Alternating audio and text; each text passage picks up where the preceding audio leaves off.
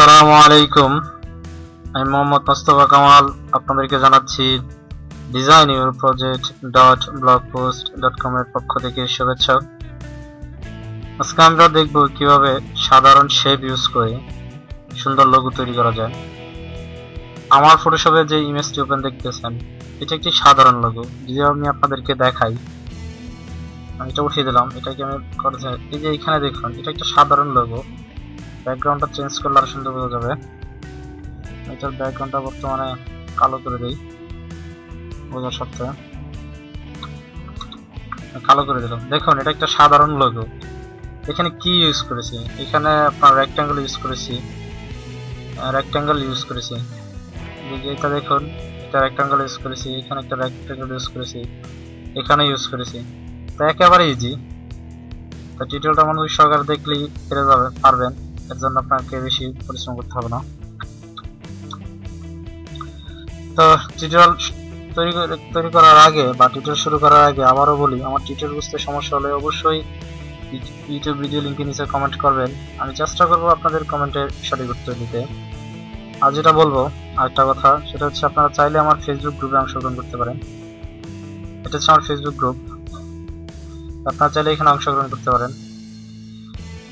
এখানে আমি ফটোশপ সম্পর্কে বর্তমান টিউটোরিয়াল দিচ্ছি, পরবর্তীতে ইলাস্ট্রেটর। আমি দুটো ইয়ারই কাজ মোটামুটি পারি, ফটোশপ এবং ইলাস্ট্রেটর, এই দুটোই আমি আপনাদের সাথে শেয়ার করব। আর কথাবার্তা যদি কোনো ভুল ত্রুটি থাকে অবশ্যই ক্ষমা দৃষ্টিতে দেখবেন। তো চলো টিউটোরিয়াল শুরু করি। এর জন্য আমি নতুন একটি পেজ ওপেন করব। আমি ফাইল যাব, ফাইল থেকে নেব। এটাকে আমি 1200 বাই 1200 করে দেই, স্কয়ার করে, যাতে কাজ করতে আমার সুবিধা হয়। 1200 বাই 1200। এটা ব্যাকগ্রাউন্ডটা হোয়াইট থাকবে, অন্য সব ঠিক রাখবো। নামটা পরিবর্তন করি, নামটা দিলাম শেপ লোগো দিই, শেপ লোগো অথবা শেপ সার্কেল, যে যেভাবে এটা বলতে পারেন। এখানে আমার কাজ হচ্ছে, এই যে আমি এখান থেকে দেখুন রেক্ট্যাঙ্গুলারটা চুজ করব। এখন আমার মন মতো আমি আঁকাকি করব। তো এখানে আমি যে মন মতো আঁকাকি করি আমি আপনাদেরকে দেখাই, দেখলাম সুন্দর বুঝবেন। এই যে আমি একটা করলাম, এখানে দেখুন এই যে ফোরগ্রাউন্ড কালারটাকে আমি 0 করে দিলাম। এখন যেটা হচ্ছে আপনার ইয়াটা থাকবে আমার, শুধু এখানে স্ট্রোকটা থাকবে। স্ট্রোকের 3 পিটি দেওয়া আছে, এটা কেটে আমি 2 পিটি করে দিলাম। এখন এরকম আমি আরো কিছু আঁকি আমার মন মতো করে, যেরকম ইয়া হয় এরকম ছোট ছোট আপনার মন মতো করে এঁকে নেবেন।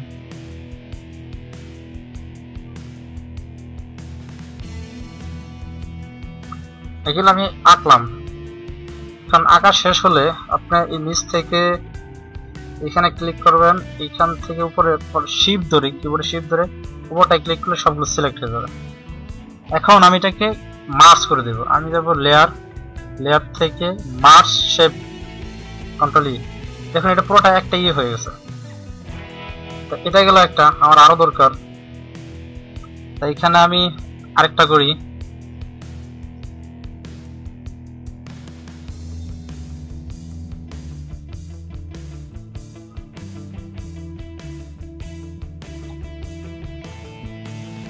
দেখুন এটা আমি আমার মন মতো আঁকতেছি। এখন এটাকে আমি মার্জ করে দেব।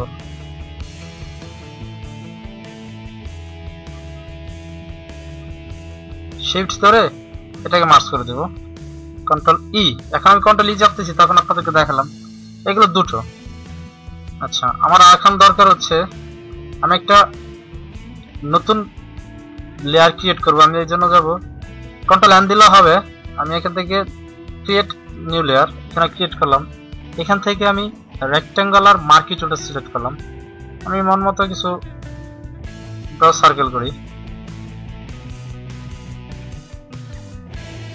এটা বড় ছোট আপনার মতো করে নিতেন, আমি 4-5টা করি। 3টা, 4টা, 5টা। আচ্ছা, এটাকে আমি উঠিয়ে দিই, চিকন করে নিই। চিকন করলাম, এটাকে বড় করে নিই। এখন এটাকে আমি ফিল করব ব্যাক কালার দিয়ে। আমি কিবোর্ড থেকে অল্টার ব্যাক পেজ চেপলে সাদা ফোরগ্রাউন্ড কালারটা হবে। আমার ফোরগ্রাউন্ড কালার দরকার, আমার হচ্ছে ব্যাকগ্রাউন্ড কালারটা আমি নিব। এখানে কালো কালারটা ব্যাকগ্রাউন্ড সিলেক্ট করা আছে, তার জন্য আমি যাব কন্ট্রোল ব্যাক পেজ। এটা কেউ control delete, control alter delete মাধ্যমে করে, আপনারা করতে পারেন। এখন এটা দেওয়া হলো, এটা আমি আরেকটা কপি নিয়ে রাখি।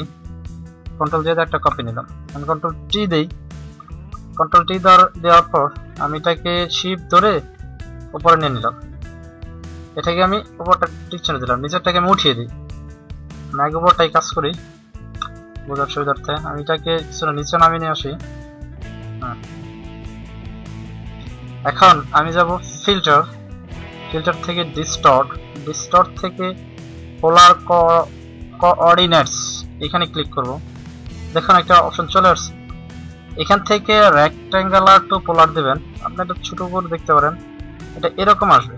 আমি ওকে ওকে করে দিলাম। এটাকে আমি কন্ট্রোল টি দিলাম, দিয়ে সাইডে বড় করে দিই, দিয়ে কিছুটা টেনে নিয়ে আসি বাইরে। হ্যাঁ, রেখে ওকে করে দিলাম। এখন এটাকে আমি ইনভিজিবল করে দিলাম, এটাকে ভিজিবল করি।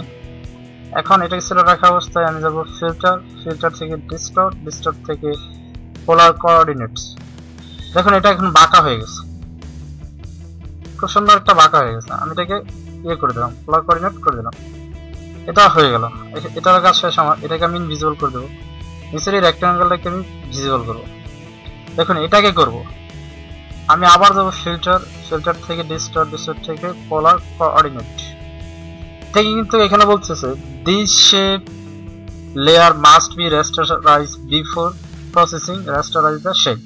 শেপটাকে আপনার এটাকে রেস্টারাইজ করতে হয়, তাছাড়া আপনার ইয়ে কাজ করবে না। তো এখানে আমি ওকে করে দিলাম। দেখুন এটা রেস্টারাইজ হয়ে গেছে লেয়ারটা, এটা এখন শেপ লেয়ার নেই। দেখুন এটা সুন্দর একটা ইয়ে হয়ে গেল, এটাকে আমি ওকে করে দিলাম। এখন এটাকে আমি ইনভিজিবল করে দেবো, এটাকে আমি ভিজিবল করব। আমি আবার দেবো ফিল্টার, ফিল্টার থেকে ডিস্টর্ট, ডিস্টর্ট থেকে পোলার কোঅর্ডিনেট। এটাকে আমাকে রেস্টারাইজ করে নিতে, আমি রেস্টারাইজ করে নিলাম। এখন এটাকে আমি ওকে করে দিলাম। দেখুন আমার এটা সুন্দর ইয়ে হয়ে গেল। এখন যদি সবগুলো আমি ভিজিবল করি, দেখুন খুব সুন্দর একটা ইয়ে হয়ে গেছে। আমি যদি এখানে খেয়াল করি, এখানে তেমন কিছু ইউজ করা হয়নি। তো এই যে এখানে এইটাকে আমি মাঝখানে এটাকে রাখবো, তো আমি এটাকে ইনভিজিবল করে দিলাম। এটাকে আমি দেখি কোনটা ইনভিজিবল, হ্যাঁ এটাকে আমি রাখলাম। রাখার পর এটাকে ডাবল কপি করি, এটাকে আমি ডাবল কপি করি। এখন এই সবগুলোর একটা ইয়ে নিয়ে নিই, গ্রুপে নিয়ে নিই, কারণ গ্রুপে নিলে আমার কাজ করতে সুবিধা হবে। আমি কন্ট্রোল দিয়ে দিলাম, দিয়ে এটা আমি লোগো নাম দিলাম। এখন এটা একটা ব্যাকআপ কপি নিয়ে নেই, যদি আমার কোনো স্টেপ ভুল হয় তাতে যাতে আমার সমস্যা না হয় কাজ করতে, তাহলে আমি এটা কন্ট্রোল দিয়ে দিলাম, ব্যাকআপ কপি নিয়ে নিলাম। এখন এই পুরো ফোল্ডারটাকে আমি রেস্টারাইজ করে দেব। আমি যাব লেয়ার, লেয়ার থেকে এই যে মার্জ গ্রুপ, এটাকে মার্জ করে দিলাম পুরোটাকে। এটা কিন্তু এখন মার্জ হয়ে গেল। এখন এটাকে আমি কন্ট্রোল আই দিলে ইনভার্ট হয়ে যাবে, কন্ট্রোল আই দিলাম, এটা কিন্তু ইনভার্ট হয়ে গেছে। সাদার কারণে কিন্তু দেখা যাচ্ছে না। আমি যদি ব্যাকগ্রাউন্ডটাকে পরিবর্তন করি, ব্যাকগ্রাউন্ডটাকে যদি আমি পরিবর্তন করি তাহলে বুঝতে পারবে। দেখুন এখন যে ব্যাকগ্রাউন্ডটা পরিবর্তন করার কারণে যা বোঝা যাচ্ছে। এখন আমাকে যা করতে হবে, আমি এটাকে ডাবল ক্লিক করব, ক্লিক করার পর এখানে আমি আউটার গ্লো দেব। আমি এটাকে নর্মাল করে দেব, ব্লেন্ডিং মোডটাকে নর্মাল করে দিলাম, এবং কালারটাকে আমি গ্রে করে দিলাম, গ্রিন, গ্রিন সরি এটা গ্রে না, গ্রিন করে দিলাম। তারপর আমি সাইজটাকে একটু বাড়িয়ে দিলাম, সরি স্প্রেডটা বাড়িয়ে দিলাম, সাইজটা হ্যাঁ সাইজটাকে একটু বাড়িয়ে দিলাম। এখন আমি আবার যাব ড্রপ শ্যাডোতে। দেখুন ড্রপ শ্যাডোতে যাওয়ার পর এখানে আমি সবই ঠিক রাখবো। আমি খালি এটার অপাসিটি একটু কমিয়ে দেবো, সাইজ 5 ইয়ার সবই ঠিক রাখলাম। আটাগুলোটাকে আমি আরেকটু বাইরে দেখতে পারি এটা কেমন রেজাল্ট দেয়। সাইজ আমি আরেকটু বাড়িয়ে নিলাম, হ্যাঁ। তারপর স্প্রেডটা সাইজটাকে আমি 21 করে দিলাম, স্প্রেডটাকে আমি টার্ন করে দিলাম। 10 ভালো দেখা যাচ্ছে না, আমি এটাকে 12 করে দিলাম। হ্যাঁ, এখন হয়ে গেছে। দেখুন আমার একটা কিন্তু ইজি লোগো তৈরি হয়ে গেছে। এখানে অবশ্য এই যে কালোটা আছে, এটার জন্য যদি আপনি এটা দিতে চান এটাও দিতে পারবেন, কোনো সমস্যা নেই। আমি এখানে কিন্তু একটা রেখেছি, এই জন্য যে আমি এখান থেকে এখন দেখবো, এটাকে মুছিয়ে দিই, এটাকে ভিজিবল করি, এখান থেকে মিন ভিজিবল করতে থাকি। আমার কোনটা দরকার আমি সেটাই নিব শুধু। এই যে আমার এটা দরকার, আমি এটা একটা কপি নিয়ে নেই, এই যেটাকে মুভ করে নিয়ে নিলাম। নেওয়ার পর এইগুলোকে আমি সব বরাট করে দিই, আমার এটাকে ভিজিবল করে দিলাম, এটাকে ভিজিবল অবস্থা রাখলাম।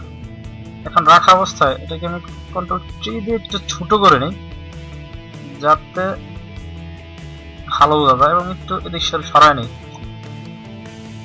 এখন এটাকে যদি আমি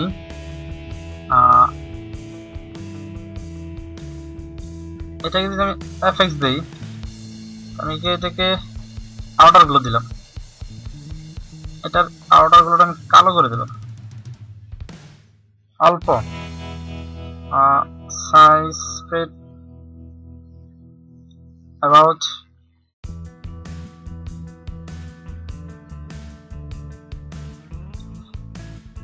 এটাকে যদি আমি না করে স্ট্রোক দিই, স্ট্রোক দিলে আর সুন্দর দেখা যাবে। দেখুন স্ট্রোক, এটাকে আমি ট্যাগ করে দিলাম ভালো বোঝার জন্য, এবং আউটার গুলো অল্প দিব।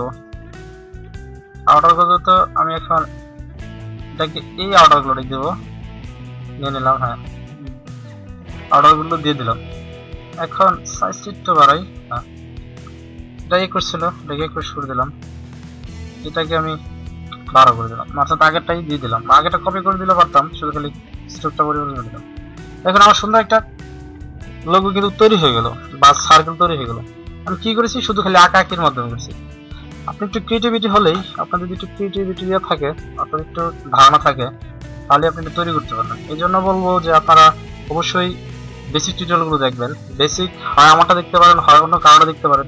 বেসিক সম্পর্কে ধারণা থাকলে আপনার অ্যাডভান্স লেভেলে খুব দ্রুত এই কাজগুলো আয়ত্ত করতে পারবেন। তো আজকে এই পর্যন্তই। আবার বলবো, যদি আমার টিউটোরিয়ালে বুঝতে সমস্যা হয় অবশ্যই ইউটিউব লিঙ্কে নিচে কমেন্ট করবেন, আমি চেষ্টা করবো আপনাদের কমেন্টের সঠিক উত্তর দিতে। আজকে এই পর্যন্তই, আর অন্যদিন অন্য একটা দিনের কথা হবে। খোদা হাফেজ।